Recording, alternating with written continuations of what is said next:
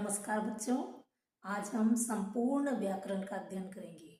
इसके अंतर्गत संज्ञा, सर्वनाम, समास और कारक, इन चारों टॉपिक पर आज हम अध्ययन करेंगे। आइए शुरू करते हैं।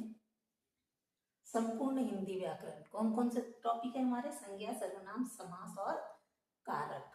पहला है संज्ञा किसे कहते हैं, तो ये आपको मालूम है, जिस शब्द से किसी व्यक्ति, वस्तु और स्थान का बोध हो उसे संज्ञा कहते हैं। संज्ञा कितने प्रकार की होती है? संज्ञा 5 प्रकार की होती है। वे कौन कौन सी होती है? व्यक्तिवाचक संज्ञा, जातिवाचक संज्ञा, भाववाचक संज्ञा, समूहवाचक संज्ञा और द्रव्यवाचक संज्ञा। तो व्यक्तिवाचक संज्ञा किसे कहते हैं? जो एक ही शब्द हो, दुनिया में जो शब्द एक ही होता है उसे व्यक्तिवाचक संज्ञा कहते हैं। जैसे रामायण, गीता, दिवाली, होली, ये सब क्या है? एक ही है, तो इनको व्यक्तिवाचक संज्ञा के अंतर्गत आते हैं। जैसे गंगा, यमुना, ये सब एक है, तो ये व्यक्तिवाचक संज्ञा के अंतर्गत आएंगे। दूसरा है जातिवाचक संज्ञा। जातिवाचक संज्ञा में संपूर्ण जाति का बोध होता है। जैसे जानवर, सभी जानवर आ जाएंगे। पशु पक्षी, वो सभी पशु पक्षी आ जाएंगे। तो इसलिए यहाँ पर नदियाँ, पहाड़, ये सब जातिवाचक संज्ञा है। लेकिन अगर हिमालय पर्वत कहेंगे तो वो व्यक्तिवाचक संज्ञा हो जाएगी। गंगा नदी कहेंगे तो वो व्यक्तिवाचक संज्ञा आ जाएगी। लेकिन नदियाँ है तो ये जातिवाचक संज्ञा में आएंगे। तीसरा है भाववाचक संज्ञा। ये भाववाचक संज्ञा जो होती है, फीलिंग्स होती है। जवानी, बुढ़ापा, खट्टा, मीठा, रोना, हंसना, ये जो सब फीलिंग होती है वो भाववाचक संज्ञा के अंतर्गत आती है। समूहवाचक संज्ञा, समूह का मतलब होता है भीड़। वो संज्ञा है जिसके अंदर भीड़ हो, सभा हो, संसद हो, झुंड हो, उसको समूहवाचक संज्ञा कहते हैं। अगला है द्रव्यवाचक संज्ञा। तो द्रव्यवाचक संज्ञा वे संज्ञा है जिन्हें तोला जाता है, जिन वस्तुओं को तोला जाता है, नापा जाता है, वे द्रव्यवाचक संज्ञा के अंतर्गत आते हैं। जैसे तेल, पानी, सोना, लोहा, ये सब नापे जाते हैं और तोले जाते हैं इन्हें, इसलिए ये सब द्रव्यवाचक संज्ञा के अंतर्गत आते हैं। सर्वनाम किसे कहते हैं? किसी भी संज्ञा के स्थान पर प्रयोग किए जाने वाले शब्दों को सर्वनाम कहते हैं। सर्वनाम कितने प्रकार के होते हैं? सर्वनाम 6 प्रकार के होते हैं। वो कौन कौन से हैं? पुरुषवाचक सर्वनाम, निश्चयवाचक सर्वनाम, अनिश्चयवाचक सर्वनाम, संबंधवाचक सर्वनाम और निजवाचक सर्वनाम और प्रश्नवाचक सर्वनाम। तो ये है सर्वनाम के 6 प्रकार। तो पुरुषवाचक सर्वनाम, पुरुषवाचक सर्वनाम में क्या आता है? मैं, तू, वह और हम। बोलने वाला, सुनने वाला और वो दूसरा, इन तीनों को, जो बोल रहा है, जो सुन रहा है और जिसके बारे में बात की जा रही है, उसे हम पुरुषवाचक सर्वनाम कहते हैं। जैसे मैं बोल रही हूँ, मैं, तुम सुन रहे हो, तुम, और वो जो तीसरा है, प्रथम पुरुष मैं हूँ, मध्यम पुरुष तुम हो और अन्य पुरुष वो है। तो मैं, तुम और वह, ये तीनों ही पुरुषवाचक सर्वनाम के अंतर्गत आते हैं। कैसे? निश्चयवाचक सर्वनाम।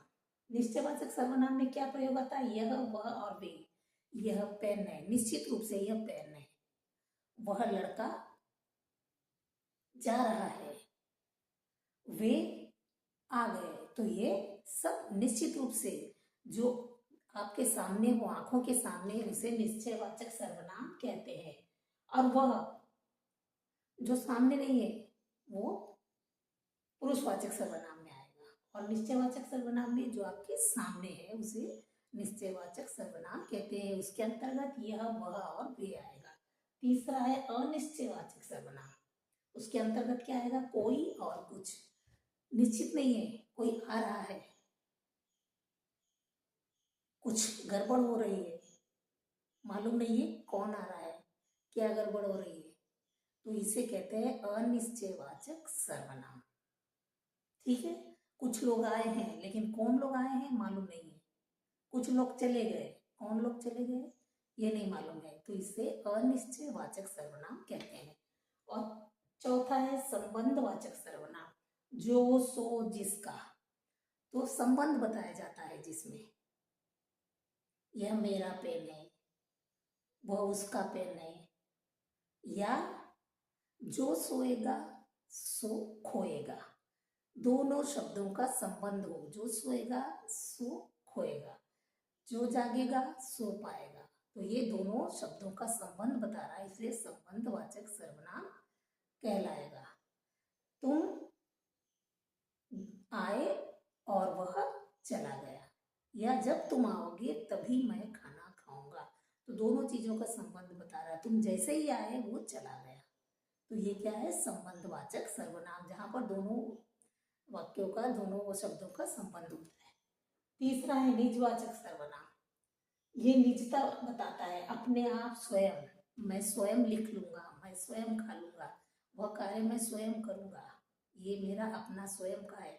तो वहां पर क्या है आएगा? निजवाचक सर्वनाम। ये मेरा निजी मामला है, आप इसमें मत पड़ो, है ना। तो ये निजवाचक सर्वनाम में आएगा। प्रश्नवाचक सर्वनाम, छठवा हमारा प्रश्नवाचक सर्वनाम। इसमें क्या आता है? कौन, क्या, कैसे। किसी को पूछना है, कौन आया, क्या कर रहा है, ये कैसे हुआ। तो ये सब क्या है? प्रश्नवाचक सर्वनाम होते हैं। है समास। समास किसे कहते हैं? दो या दो से अधिक शब्दों के मेल से जो एक नया शब्द बनता है उसे समास कहते हैं। समास का अर्थ होता है संक्षिप्त या छोटा रूप। समास के कितने भेद होते हैं? समास के 6 भेद होते हैं। वो कौन कौन से हैं? आइए देखो। पहला है अवयवी भाव समास, दूसरा द्विगु समास, तीसरा है द्वंद्व समास, चौथा है तत्पुरुष समास, पांचवा कर्मधारय समास और छठवा है बहुब्रीहि समास। तो अव्ययी भाव समास किसे कहते हैं? तो जिस वाक्य में या जिस शब्द के पहले बे, यथा, प्रति और भर आ जाए वो अव्ययी भाव समास के अंतर्गत आते हैं। जैसे बेवक्त, वक्त के आगे बे लग गया तो ये अव्ययी भाव हो जाएगा। यथा, यथा स्थिति, यथा संभव, ये अव्ययी भाव है। प्रति, प्रति एक या प्रतिदिन, तो किसी भी शब्द के आगे प्रति लगेगा वो अव्ययी भाव समास हो जाएगा। भर, भरपेट, या आ भी अव्ययी भाव समास के अंतर्गत आता है। आजीवन या आमरण, ठीक है। दूसरा है द्विगु समास। द्विगु, द्वि का मतलब होता है दो, दो यानी संख्या बताना। तो जिसमें संख्या का बोध हो उसे द्विगु समास कहते हैं। जैसे पंचतत्व, 5 तत्व हो जिसके, नवरत्न, नवरत्न हो जिसमें, चौराहा, 4 राहें हो जिसमें, तिरंगा, 3 कलर हो जिसमें, 3 रंग हो जिसमें, तो ये नवरत्न, ये क्या कहलाते हैं? संख्या जो बताता है उसको द्विगु समास कहते हैं। तीसरा है द्वंद्व समास। द्वंद्व मतलब लड़ाई, दोनों ही पद प्रधान होते हैं।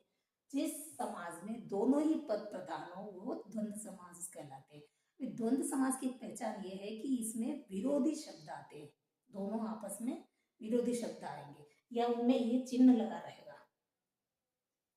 विरोधी से शब्द कौन कौन से? जैसे भाई का विरोध बहन हो जाएगा, रात का दिन, गर्म का ठंडा, उल्टा का सीधा। तो विरोधी शब्द जहां आएंगे वे द्वंद्व समास के अंतर्गत आते हैं। और द्वंद्व समास में दोनों ही पद प्रधान होते हैं। और चौथा है तत्पुरुष समास। तत्पुरुष समास में दूसरा पद प्रधान होता है। तत्पुरुष समास के अंतर्गत विभक्ति चिन्ह जहां आ जाते हैं वहां तत्पुरुष समास होता है। विभक्ति चिन्ह कौन से होते हैं? कर्ता ने, कर्म को, से, में, पर, का, की, के, ये सब कौन से चिन्ह है? विभक्ति चिन्ह है। तो जिस शब्द में, वाक्य में विभक्ति चिन्ह आ जाए वो तत्पुरुष समास कहलाते हैं। जैसे राजा की पुत्री की विभक्ति चिन्ह आ गया, राजपुत्री को राजा की पुत्री कहेंगे तो की विभक्ति चिन्ह आ गया, इसलिए तत्पुरुष समास हो जाएगा। ठीक है।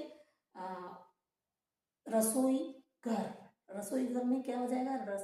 रसोई का घर का विभक्ति चिन्ह आ गया, इसलिए तत्पुरुष समास हो जाएगा। परीक्षा भवन, परीक्षा का भवन का विभक्ति चिन्ह है, इसलिए ये तत्पुरुष समास आएगा। तो जिसमें विभक्ति चिन्ह आते हैं जिस वाक्य में, शब्द में, वे तत्पुरुष समास के अंतर्गत आते हैं। दूसरा है कर्मधारय समास। कर्मधारय समास का जो विशेषता बताने वाले शब्द हो वो कर्मधारय समास में आते हैं। जैसे नील गगन, नीला है जो गगन। चंद्रमुख, चंद्रमा के जैसे मुख हो जिसका, तो वो क्या कहलाएंगे? कर्मधारय समास के अंतर्गत आते हैं। बहुव्रीहि समास, तो बहुव्रीहि समास में देवी देवता और वीआईपी लोग आते हैं। महावीर, महान है जो वीर। गजानंद, चक्रपाणी, चक्र है जिसके हाथ में, तो ये क्या हो जाएंगे? बहुव्रीहि समास के अंतर्गत आते हैं। तो आखिरी है हमारा कारक। कारक कितने प्रकार के होते हैं? कारक 8 प्रकार के होते हैं। कर्ता, कर्म, करण, संप्रदान, अपादान, संबंध, अधिकरण और संबोधन कारक, ये 8 कारक होते हैं। और इनके विभक्ति चिन्ह होते हैं जिन्हें परसर्ग भी कहते हैं। जैसे कर्ता का विभक्ति चिन्ह क्या है? ने, कर्ता ने। कर्म का क्या है? को। करण से। संप्रदान के लिए। अपादान के द्वारा अलग होना। संबंध का, की, के, नानी, ने। अधिकरण में और पर। और संबोधन किसी को पुकारना और बुलाना। तो ये विभक्ति चिन्ह है और इन्हें परसर्ग भी कहते हैं।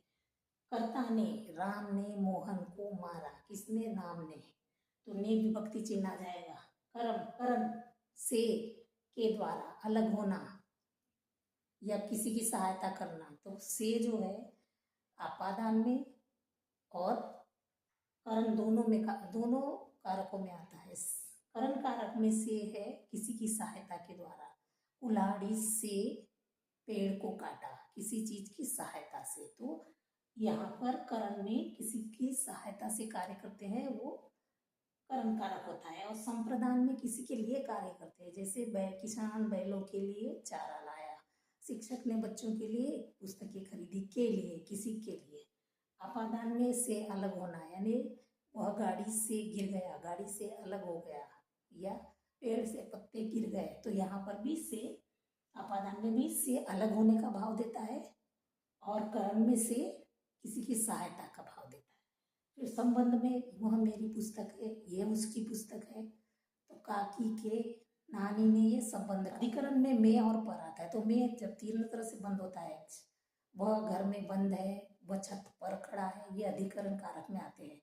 हे, अरे, अजी, ये संबोधन कारक में आते हैं।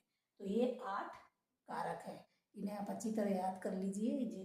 कर्ता ने, कर्म को, करण से, संप्रदान के लिए, अपादान से अलग होना, अधिक संबंध का, की, के, नानी ने, अधिकरण में, पर और संबोधन कारक हे, अरे, अजी।